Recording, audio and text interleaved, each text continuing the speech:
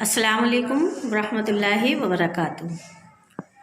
बच्चों, आज हमारी उर्दू की ऑनलाइन क्लास है और आज हम स्टार्ट करेंगे सबक नंबर 17। इसका बुक वर्क आपका कंप्लीट हो चुका है, तो आज हमें स्टार्ट करना है इसके अल्फाज मानी से। तो अल्फाज मानी यानी बुक वर्क के बाद में जब हमारी बुक कंप्लीट हो जाती है तो फिर हमारा कॉपी वर्क करने के लिए बाकी रहता है, जिसे हम बुक वर्क के बाद कंप्लीट करते हैं। तो चलिए आइए स्टार्ट करते हैं अपना बुक वर्क। बुक वर्क हमारा कंप्लीट हो चुका है, हमारी आज बारी है कॉपी वर्क की। तो सबसे पहले आपको क्या करना है, सबक नंबर 17 डालेंगे, सबक नंबर 17 और सबक का नाम लिखेंगे इल्म। इसके बाद ये लिखने के बाद में फिर हमें क्या करना है, एक लाइन खींचेंगे बिल्कुल बीच में, ताकि हम उसको अलग अलग अल्फाज एक साइड और मायने दूसरी साइड लिख सकें। तो अल्फाज मानी लिखने के बाद हमें क्या लिखना है, अपने इधर मायने अल्फाज और इधर मानी लिखना है। जैसे तक़वियत, तक़वियत का मतलब होता है तसल्ली या ताकत भी कह सकते हैं। माला माल, बहुत सारी दौलत। आपके पास बहुत सारी दौलत है तो क्या कहेंगे, उसे माला माल कहेंगे। फरहत, फरहत कहते हैं खुशी। शौकत, इज़्ज़त। राहत, आराम। और इसके बाद में हिरफत, हिरफत कहते हैं दस्तकारी, जो हाथ से काम करते हैं, आपने देखा होगा काट चौप वगैरह का, उसे कहेंगे हिरफत।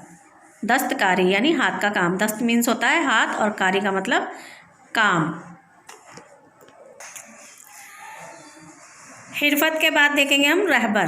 रहबर कहते हैं रहनुमा यानी रास्ता दिखाने वाला। रास्ता होता है, राह का मतलब होता है रास्ता और बर का मतलब दिखाने वाला। रहबर यानी रहनुमा, रास्ता दिखाने वाला। रुतबा, ओहदा। शोहरत, मशहूर होना। अगर किसी को कोई शोहरत मिलती है यानी कोई काम ऐसा कर लेता है तो वो फिर मशहूर हो जाता है इंसान, तो वो उसे कहते हैं शोहरत। तिजारत, तिजारत कहते हैं कारोबार यानी बिजनेस वगैरह। हक, हक का मतलब है सच। और सनात यानी कारखाने, जैसे बहुत सारे कारखाने होते हैं, एम्ब्रॉयडरी का भी या किसी भी चीज़ का हम अगर वो कहेंगे तो कारखाने के उसमें अगर आएगा तो उसे कहेंगे हम सनात यानी कारखाने। देखिए हमारे अब अल्फाज मानी कंप्लीट हो चुके हैं, अब हमारी बारी आती है सवाल जवाब की। तो चलिए सवाल जवाब स्टार्ट करते हैं। सवाल नंबर 1 है हमारा, इल्म से इंसान को क्या क्या मिला। यानी जब इंसान ने इल्म हासिल कर लिया तो उसके हासिल करने के बाद उसे क्या क्या मिला। इल्म से तो बहुत कुछ मिला, तक़वियत मिली, रुतबा मिला, शोहरत, दौलत और बहुत सारी चीज़ें ऐसी थी जो इल्म के हासिल करने के बाद इंसान को हासिल हुई। तो हम यहाँ लिख सकते हैं कि इल्म से इंसान को तक़वियत, रुतबा, शोहरत और शौकत मिली, यानी इल्म से इज़्ज़त भी मिली है। तो हम यही लिखते हैं आंसर। तो इसे में क्या लिखेंगे हम, इज़्ज़त,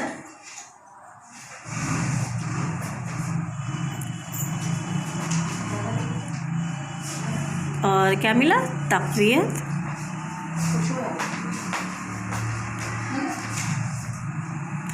तक़वियत, रुतबा, रुतबा और दौलत, शोहरत और शौकत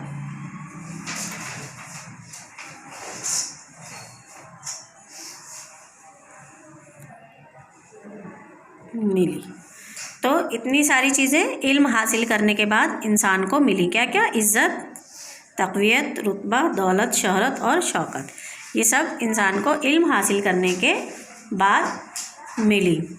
चलिए अगला सवाल देखते हैं हम। इल्म से तिजारत और काश्तकारी को क्या फ़ायदा हुआ है। हमारा सवाल नंबर 2 क्या है कि इल्म से तिजारत और काश्तकारी को क्या फ़ायदा हुआ है। तो हमारा सवाल क्या है, इल्म से तिजारत और काश्तकारी को क्या फ़ायदा हुआ है। तो तिजारत को क्या हुआ, तिजारत आसान हो गई। और काश्तकारी को क्या हुआ है, तो काश्तकारी ने तरक्की की है। यानी अब बहुत सारी चीज़ें हमारे जैसे पहले हल के ज़रिए, बैलों के ज़रिए खेत जोता करते थे, और अब क्या है कि ट्रैक्टर वगैरह आ गए हैं, तो ये भी तरक्की हो गई है। तो यहाँ से क्या करें, लिखेंगे हम, इल्म से तिजारत आसान और काश्तकारी ने तरक्की की है। तो तिजारत भी आसान हुई है, बिजनेस आसान हुआ है इल्म हासिल होने से, और काश्तकारी यानी हमारी खेती बाड़ी में भी तरक्की हुई है। अगला सवाल है हमारा, सवाल नंबर 3 है, 5वें शेर में शायर ने क्या सच बातें बताई हैं। तो अगला सवाल लिखते हैं हम। सवाल नंबर 3 है हमारा, 5वें शेर में 5वें शेर में शायर ने क्या सच बातें बताई हैं। क्या सच बातें बताई हैं, यानी जो 5वां शेर है इस नज़्म का, हक़ ये है इंसान का रहबर है इल्म, सच ये है इंसान का जेवर है इल्म।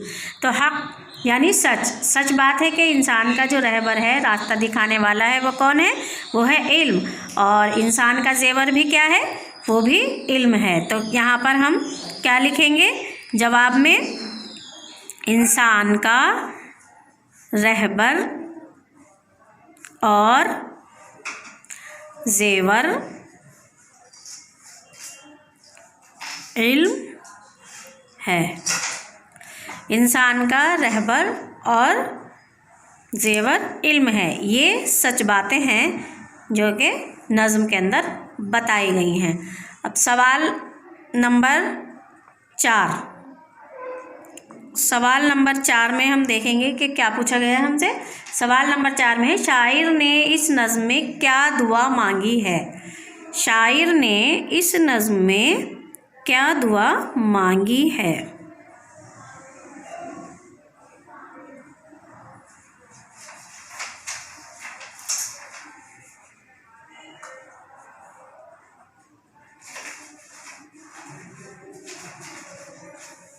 क्या दुआ मांगी है, तो क्या दुआ मांगी है शायर ने इस नज़्म में कि इल्म से सारा जहां खुशहाल हो और इल्म से नैयर भी माला माल हो। तो यानी इल्म से के ज़रिए खुशहाली की दुआ मांगी है। शायर ने किस चीज़ की दुआ मांगी है, शायर ने खुशहाली की दुआ मांगी है। तो यहीं इसका आंसर लिखेंगे, शायर ने खुशहाली की दुआ मांगी है। तो इसमें आपके 4 सवाल थे और ये चारों हमने कंप्लीट कर लिए हैं। इसको एक बार और देख लेते हैं हम, एक बार इसको पढ़ लेते हैं दोबारा से। देखिए, सबसे पहला सवाल, इल्म से इंसान को क्या क्या मिला। इज़्ज़त, तक़वियत, रुतबा, दौलत, शोहरत और शौकत मिली। इल्म से तिजारत और काश्तकारी को क्या फ़ायदा हुआ है। इल्म से तिजारत आसान और काश्तकारी ने तरक्की की है। सवाल नंबर 3 है, 5वें शेर में शायर ने क्या सच बातें बताई हैं। क्या सच बातें हैं, इंसान का रहबर और जेवर इल्म है। फिर अगला सवाल है, सवाल नंबर 4, शायर ने इस नज़्म में क्या दुआ मांगी है। शायर ने खुशहाली की दुआ मांगी है। तो ये आपके सवाल जवाब कंप्लीट हो चुके हैं। आपको इसी तरह से लिखना है, साफ़ सुथरी राइटिंग में, और ध्यान से लिखना है, क्योंकि बहुत से बच्चों की बहुत ही ज़्यादा ख़राब राइटिंग आ रही है मेरे पास, जो बिल्कुल बर्दाश्त नहीं होती है। इतनी ख़राब होती है कि समझ में ही नहीं आता कि आपने क्या लिखा है और क्या नहीं लिखा है। अलिफ पता नहीं चलता, वाव कहाँ मिला दिया पता नहीं चलता, नुक्ते गायब हैं, मतलब बिल्कुल आपको होश ही नहीं रहता है कि हम क्या लिख रहे हैं और क्या नहीं लिख रहे हैं। तो आप देखकर प्लीज़ इसको देखिए और उसी तरीके से लिखिए कि किस तरह से। मैं तो आपको इसलिए लिख कर दिखा रही हूँ ताकि आपको ऐसा भी नहीं है कि मैंने पहले लिख लिया है फिर आपको दिखा रही हूँ, आप मेरा हाथ देखिए चलता हुआ कि मैं किस तरह से लिख रही हूँ, उसी तरह से आप भी लिखने की कोशिश कीजिए ताकि आपकी लिखाई में सुधार आए। मुझे पूरी उम्मीद है आप मेरी बात को समझेंगे और इंशाल्लाह उस पर अमल करने की कोशिश करेंगे। चलिए मिलते हैं नेक्स्ट वीडियो में न्यू वीडियो के साथ। तब तक के लिए अल्लाह हाफिज़, अस्सलाम वालेकुम।